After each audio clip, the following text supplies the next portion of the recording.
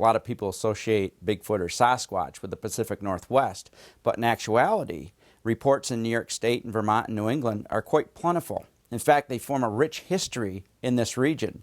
We can trace reports back to the Algonquin and the Iroquois and their legends of the stone giants and the giant men of the mountains.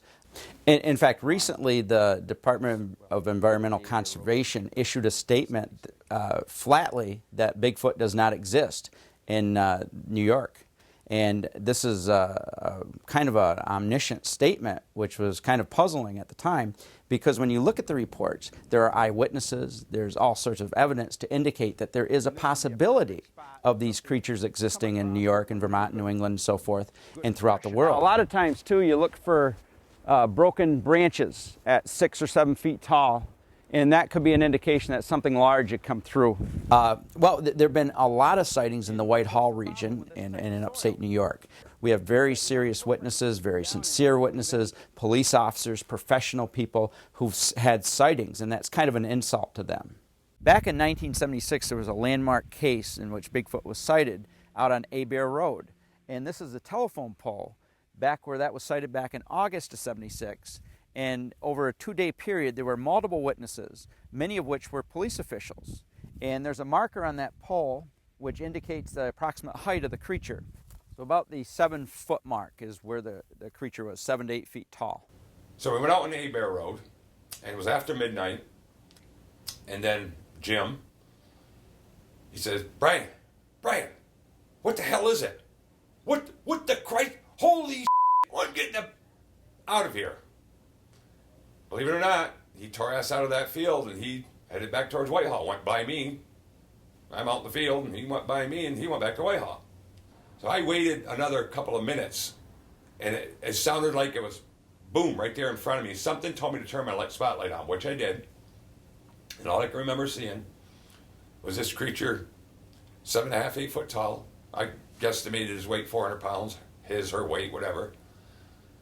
And as soon as I hit it with a spotlight, it just brought hands and covered its eyes and let out such a deep, guttural, I can't say screech, holler.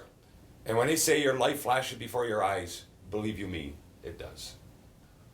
We've actually had reports in the past from forest rangers, deputy sheriffs from other counties.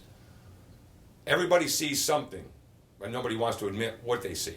In my yard, I had an apple tree that one year was loaded with so many apples that it was unbelievable.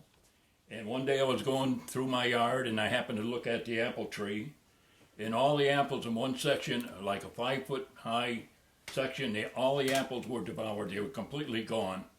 So I set up a game camera and I left it up for 7 days, 7 nights. And when I took it down and put it on the computer, these are the pictures that I received from the camera. And both my wife and I, when we first saw it on the computer, said, what in the world is that? And we got this picture of some creature. And it was estimated to be over 400 pounds. So right now I have a picture of a creature that everyone is telling me, and I think it is a female Sasquatch with a young. The northern Sasquatch really came into existence about 8 years ago. And ever since then, we've been following up current reports. And they're all over New York State. They're not just simply isolated in Whitehall or Vermont. As an organization, we've got our fair share of reports. And like I said, they're constantly coming to us. But really, the people that have been involved the most are the people that I first interviewed back in '76 when I did the original investigations here in Whitehall. At the time, law officers were told not to talk about their sightings or what they have heard, or they could lose their jobs. And this is the case that went on for some period of time. Now the town has come full circle, and they accepted the fact with open arms that such an animal could be within the grass of the village, or at least passing through.